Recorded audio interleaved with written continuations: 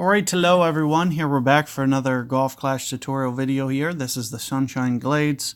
It will be hole number 2 that we're going to talk about. So in terms of the club, we're usually kind of at a driver range. It's actually kind of split. I think the line here is about here. So the way that we're going to need to play this is going to kind of need to vary a little bit. Now, ideally, what I've been doing for the most part is I like to use the, this rough here is actually, quite substantial, especially for being a new hole. I'm actually surprised that they made it as substantial as it is.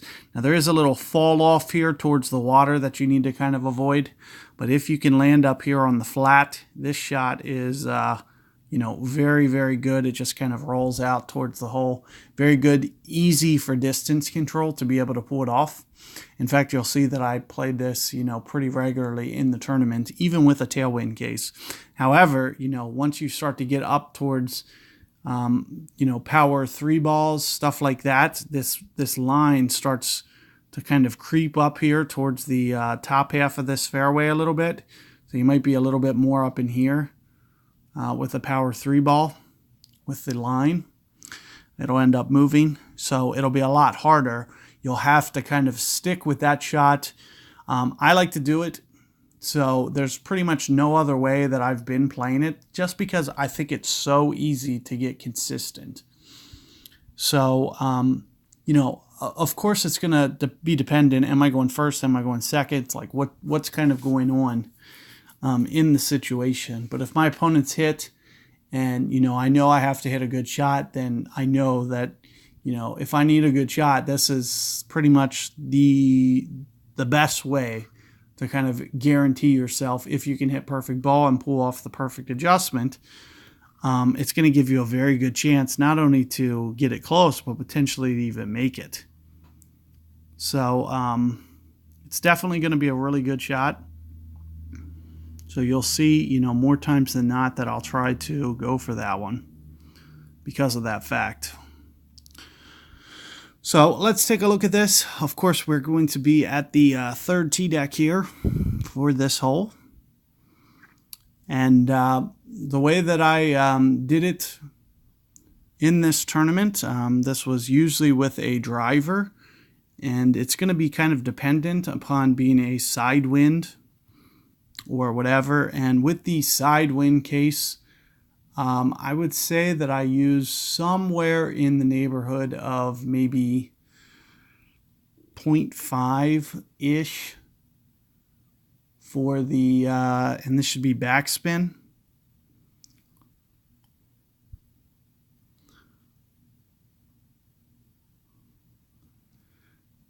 Somewhere around 0.5 to 0.75. So somewhere in that ballpark. So anywhere in this range here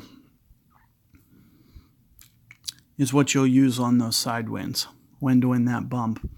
Into a headwind, I like to do the same shot into a headwind. And that's where, you might need to even start backing off of this even more. I've had cases where it's, towards 0, where I use no spin. So, but otherwise, for a slight angle, you might want to use a 1/4, for example. And you can get away with this for slight tailwind cases. Like if it was, like right up in here, for instance, but that's pretty much as that I would try to do. And you could go pretty close to 1 in those situations. Pretty close. So, but that pretty much limits you to, because I'm assuming you'll have power 3 balls, so you'll kind of be limited. And not to mention, you won't have the most accurate club to be doing this either. So that's really the only, drawback to even doing this. However, it is very easy to still hit the surface. And when looking at this driver shot, you don't need to have very advanced clubs either. So let me just write in, Thor and Epoch 3. And you really won't need, much ball guide. You'll just need to kind of use those spin values. So you won't need to see your ball guide or anything. So, you know, we could get away with very early clubs here. Extra mile 5. Assuming you'll be using one of these 3 because you'll have to be in tour 11 to be playing this hole. Alternatively, you know, we can play these fairways as well. So one of the shots that you have is you can land right about here. And what I'll usually try to do is I'll try to, you know, dictate whatever my wind is. So for this purple line, for instance, this will kind of be the wind that I'll be looking for to play this purple shot. I'll be looking for a wind in this direction or similar.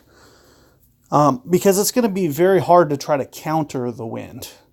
For instance, to play this fairway, you might as well play it over here on this fairway. So if I was to take, you know, let me draw this blue line in for you guys. And you'll see kind of like towards this left-hand side of the fairway. And we can just kind of hop this up here and let it run out this way.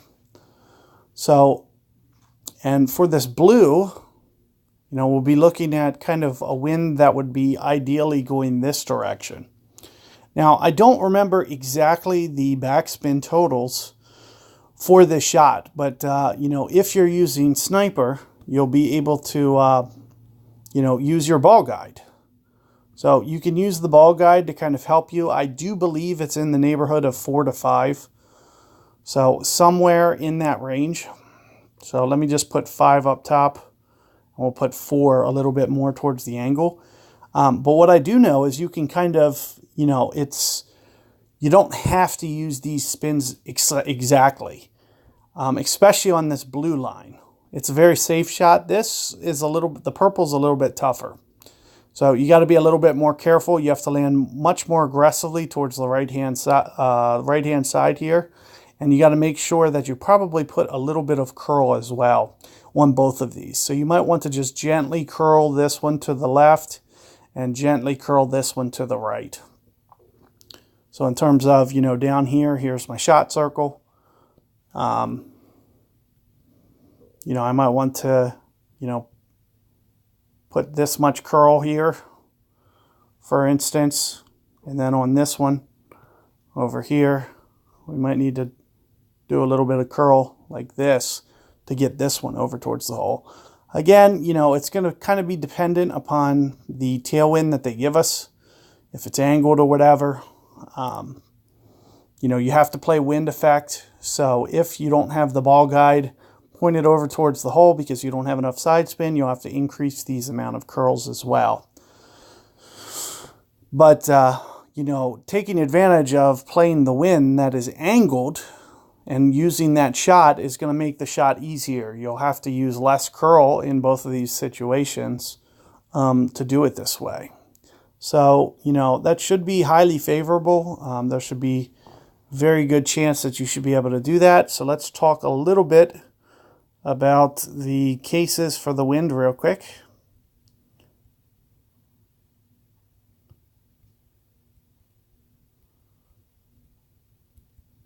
So in the headwind case, we're going to be driver here. Sometimes I play this towards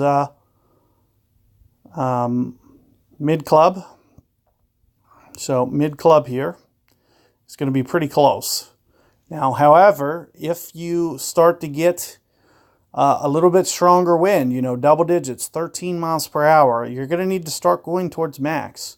In fact, there's a chance that you might need to go even an additional 10%. So it's going to be scaled from somewhere between mid to max plus 10, just based on the severity of the wind is going to dictate how much you need to go for this headwind case.